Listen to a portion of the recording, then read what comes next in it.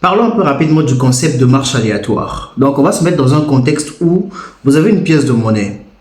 Et chaque fois que cette pièce de monnaie, donc lorsque vous la lancez et que vous avez une face pile, vous prenez un pas à droite.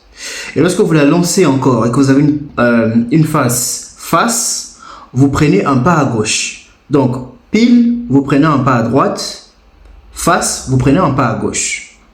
Et vous allez remarquer qu'au fil du temps, donc chaque fois que vous allez lancer, votre position ne dépendra pas de vous, mais elle dépendra finalement du résultat de votre lancer. Donc, en gros, c'est ce qu'on appelle par une marche aléatoire. Une marche aléatoire, c'est juste l'ensemble des positions que vous allez prendre chaque fois que vous allez lancer donc, votre pièce de monnaie. Donc, ce sont des positions que vous prenez au cours du temps. Alors, comment est-ce qu'on formalise ça mathématiquement? Donc, mathématiquement, on va prendre une variable aléatoire. Donc, on va appeler une variable aléatoire qu'on va appeler xk. Ok? Donc, xk ou k correspond au km lancé de votre pièce. Ok? Donc, xk ici, on va dire qu'elle va prendre deux valeurs. Donc, xk va prendre la valeur 1 lorsque vous tournez à droite. Donc, lorsque votre pièce affiche la face pile. Et elle va prendre la valeur moins 1 lorsque votre pièce affiche la face face. Donc, lorsque vous prenez un pas à gauche. Ok? La probabilité que x prenne la valeur 1 sera égale à p. Et la probabilité donc que x prenne la valeur moins 1 sera égale à 1 moins p, qui est égal à q ici. Ok? C'est ça en fait. Alors, qu'est-ce que on va se dire? Ici, on va se dire finalement, on veut finalement comprendre un peu, calculer la position d'une marche aléatoire, ok, quelconque. Donc, on va prendre une variable aléatoire yn qu'on va appeler donc la somme de k allant de 1 jusqu'à n des xk tels que aussi y0 égale à 0. Donc, yn ici, c'est la somme de toutes les positions que vous prenez jusqu'à un certain lancer. Donc, ici, on a yn, donc ça veut dire que jusqu'à n lancés, lorsqu'on fait la somme de toutes les positions qu'on a prises, yn, c'est notre marche aléatoire. Et lorsque on est à 0, notre marche aléatoire, elle vaut 0. Donc, on est en position 0, on est au point mort. Ok? Donc, si on essayait un peu d'illustrer ça dans un repère, ça sera un peu comme ça. Donc, ici, on a y, ici, on a x. Ok? Disons que ici, les intervalles de temps sont d'une longueur 1. Donc, on a 1, 2, 3, 4, 5, 6 et 7. Et ici, les positions pareilles. On a moins 1, moins 2, moins 3 et moins 4. Disons ça comme ça. Ok? Donc, si par exemple, on part d'ici au point 0, disons que lorsqu'on est à 1, donc ici, on est là. Donc, x1, c'est là. Ok? Donc, x1 ici, c'est en gros, c'est y1. Ok? Et ensuite, entre 1 et 2, par exemple, on revient, donc là, ici, on est en position 1, et on revient en position 0, donc ici.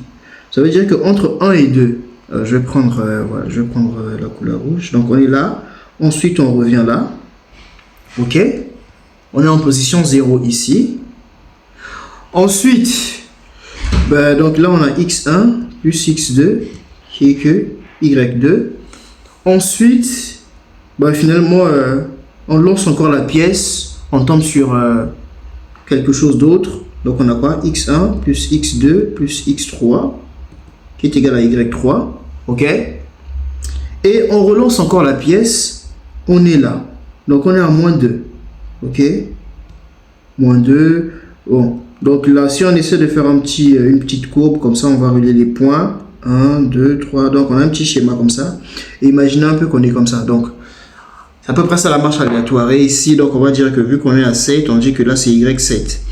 Donc, ça sera donc x1 plus 1 jusqu'à x7. OK?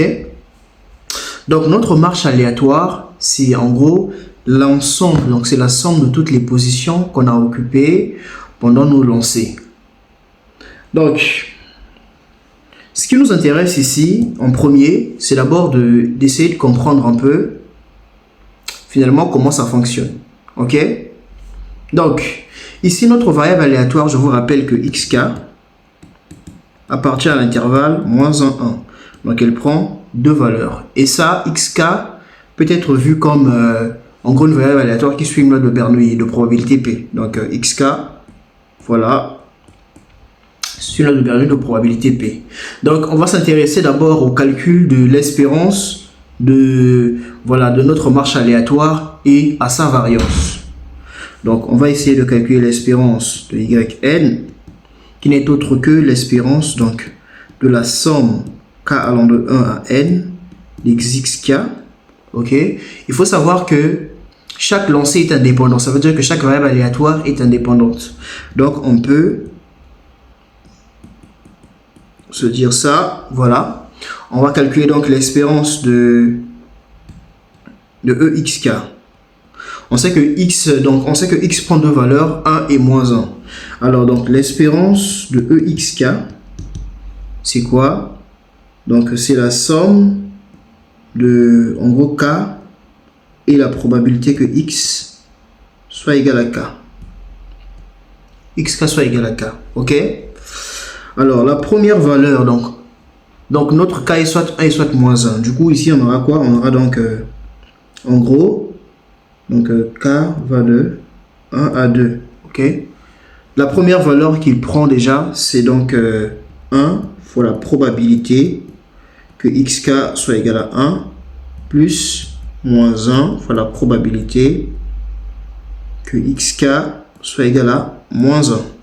Et ici, on sait que donc 1, ce sera égal à 1 fois p, moins 1 fois 1 moins p. Et donc, ça fera p moins 1 plus p. Et ça fait 2p moins 1. Donc, en gros, l'espérance de yn n'est autre que la somme i allant de 1 à n de 2p moins 1. Et donc, ici, on a quoi? 2p moins 1 fois cette somme-là. Et ça nous fait quoi? N facteur de 2p moins 1. Donc, ça, c'est l'espérance de notre yn. OK?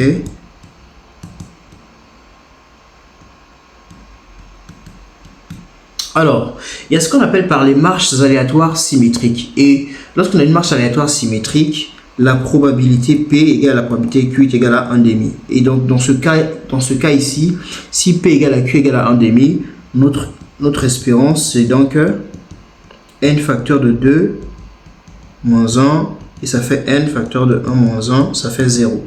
Donc, lorsque vous avez une marche aléatoire symétrique, l'espérance de cette marche est toujours nulle. C'est la première chose que vous devez retenir. OK? Bon, si on veut, on peut calculer la variance, mais ma vidéo est faite déjà plus de 8 minutes, donc je vous laisse en exercice. Et on va un peu parler de la probabilité qu'on atteigne une certaine position. OK? Donc, la probabilité que yn, finalement, soit égal à m. À quoi ça sera égal? Alors, cette probabilité, vous devez comprendre que, pour la calculer, vous devez estimer par exemple que pendant vos n pas, on a n pas, et pendant ces n pas, on a sûrement eu k pas à droite, OK? Et donc on a eu n moins k pas à gauche. Donc si on considère le fait de prendre un pas à droite comme un succès, on a bien ici une loi binomiale, OK? Donc, on aura quoi? Donc, la probabilité que yn soit égal à m n'est autre que finalement la probabilité qu'on ait qu'à succès. OK?